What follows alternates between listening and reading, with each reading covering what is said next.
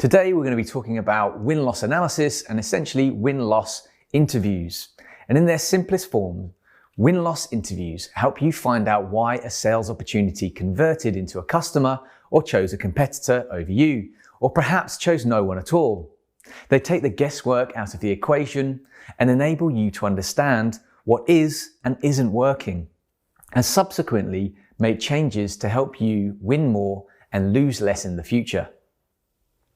Just to hammer it home before we get stuck in, with the how, in 4 bullets, win-loss interviews help you get a deeper understanding of how your brand and go-to-market messaging is resonating, how well your solution and vision aligns with the current and future needs of your buyers, where there may be areas of opportunity to improve your buyers' evaluation experience, and gain a deeper understanding of the competitive landscape and how you stack up. Before you think about picking up the phone, there are a few things you need to answer. Who will take the lead? To be truly effective, win-loss research needs to be entirely unbiased. If customer A hates feature B, you need to know about it. If customer C wasn't keen on the sales rep D's approach, that's important. And if customer E already chose competitor F, sales rep G shouldn't be using the post-decision discussion as the last-ditch attempt to win their business.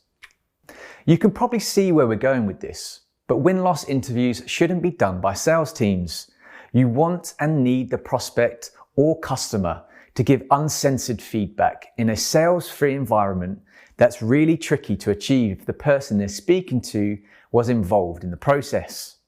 Some popular and conductive teams who could take ownership include product marketing, sales enablement, competitive intelligence, or product management. The one thing we will say is if you pass all or some of it over to product, you may need to proceed with caution. Sometimes product managers can be too focused on the mechanics of the actual product and its features.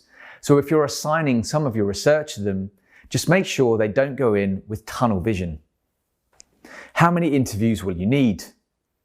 For a qualitative set of data, you want at least 10 related interviews to begin to identify trends, and those related interviews should have at least 3 common characteristics, such as country, sales team, product evaluated, deal size, industry, etc. We understand that resources can be tight, so to make the whole process more achievable, it could be worth building it into people's schedule.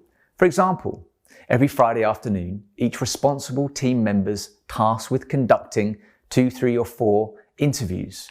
This kind of thing will totally depend on your setup, but try to think of a variation that works for you. If you're super pushed for time and resource, another option could be to outsource the entire process to a third party. This will also enable you to ensure complete objectivity and hit a guaranteed set quota by tasking them with a certain number of interviews per week, month, or year. While we're on the subject of numbers, here are a few other things to think about.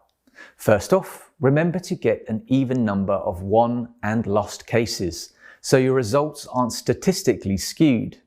Naturally, it'll probably be tougher to get lost prospects on the phone, but that doesn't mean they shouldn't be neglected. In fact, quite the opposite. More effort should be put into pinning them down. If you're really struggling, attaching an incentive to the call, something like a simple gift card is a pretty proven technique to get more yeses. And secondly, you'll almost never get a yes from everyone that you ask to interview, so invite more people than you think you need. For example, if you want to speak to 5, ask 20 people.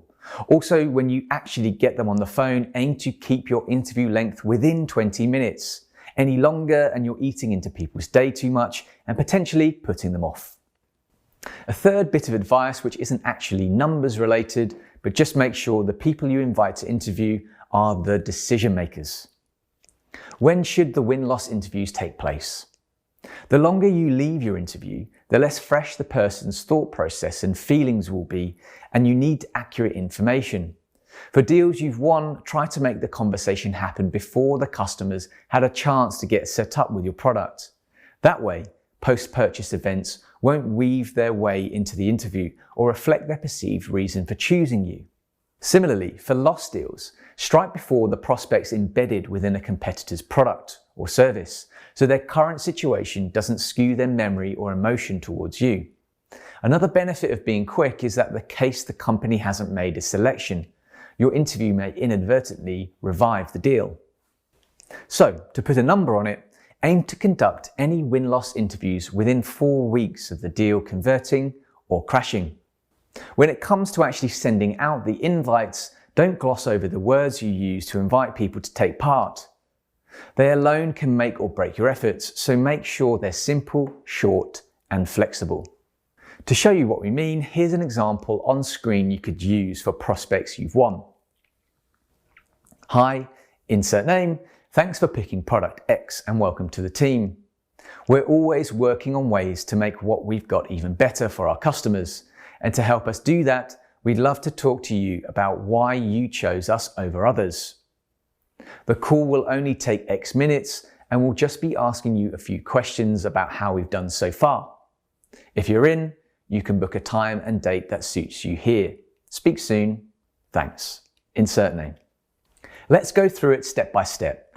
Starting off by personalizing it with their name is a no-brainer. Blanket approaches just won't work. In the second line, we're showing our appreciation for the fact that they chose to buy our product, and then again personalizing it with the actual product they purchased. In the next section, we're showing how them helping us in turn helps them, because their feedback will help make their experiences better too. The fourth section focuses on setting expectations. It tells them how much of their time we're asking for, which is why it's important to keep them relatively short, and then provides a bit of context into what the call will be about. Finally, the last line puts the ball into their court. We're not dictating the when, we're giving the complete flexibility to choose a day and time that suits them. With a few tweaks, here's a variation you could use for your prospects you've lost. Hi, insert name here. Thanks for looking into product X, and I'm sorry to hear you went elsewhere. To help us learn and grow, we'd love to hear about your journey with us and how you felt we did. There'll be zero sales pressure, promise. The call will only take X minutes, and you can book a time and date that suits you here. Speak soon. Thanks. Insert name. The main difference to point out here is that we're explicitly promising this won't be a last-ditch attempt to win their business, because any whiff of that will be an instant turn-off. The last note on invite templates: if you're not getting the numbers you need, as with any type of email campaign, A/B test your text and continue to refine your message until you find that magic formula. Also, consider picking up the phone and calling the interview target. Not to conduct an interview on the spot there, but to schedule the interview using a mix of phone and email is most effective. Set out your objectives. Before you get on the phone, spend some time reaching out to stakeholders within your sales, product, competitive and executive management teams and ask them what they're hoping to learn or gain through the win-loss interviews. By taking this step, you'll have a much better chance of collecting information that aligns with your organizational needs, which will make your win-loss program much more impactful. Once you've decided on the outcomes, remember to write them down so you can refer back to them at the end of the cycle and assess whether or not you've achieved what you set out to achieve. What questions to ask? Before you start the interview, first things first, make sure you're prepared and that you means knowing the person's name, job title, company, involvement, deal outcome, and any additional notes left by the sales team. The questions you then ask will depend on your specific circumstances and should be mapped against 3 stages of the buying funnel: awareness, consideration, and decision. Here are just a handful of ideas. So for awareness, what problem were you looking to solve? Why now?